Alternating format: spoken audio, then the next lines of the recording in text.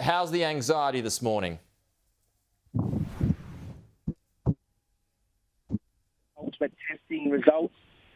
And obviously, as things unfold in Brisbane and greater, southeast Queensland, we're very concerned down here. Okay, Bluesfest this weekend. Should it go ahead, Simon? Look, I think we're all relying on Chief Medical Officer to give us that information. Obviously, if it needs to occur or can occur safely, we'll accept it. But what we need to make sure is that there's mandatory masks, certainly on site and getting to site. And we need to make sure that the government and the health authorities, which have done a great job up until now, we've trusted their prognosis, as it were, and their recommendations, and we'll do the same with this. So there is a chance that it will be cancelled? Look, I think it will depend on some of the information as far as the testing results. We've had about 4,000 local people in to call to get tested over the last 36 hours.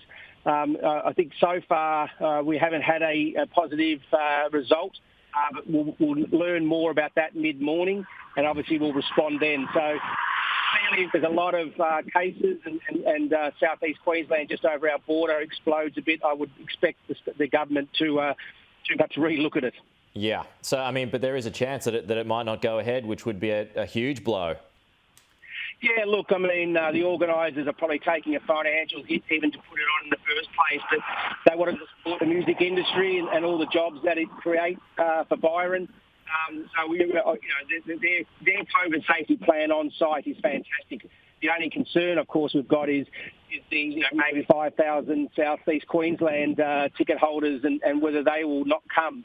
I think just asking them not to come, or just requesting certain people do certain things perhaps isn't enough for our local community. We'd like clear direction and orders rather than requests. Just one more, Simon. How do you feel about so many people and frontline workers in particular in Queensland who hadn't taken the vaccine? Well, it's just staggering, isn't it, that we're one of the last countries in the world to roll out vaccine. You'd think we'd therefore learn all the do's and don'ts of every other country that's rolled it out. I think the United States have done 100 million vaccinations, and yet when it comes to our country doing it, we roll it out with a trickle, which seems that there's been a failure somewhere. What we want is it rolled out to those who need it, including our health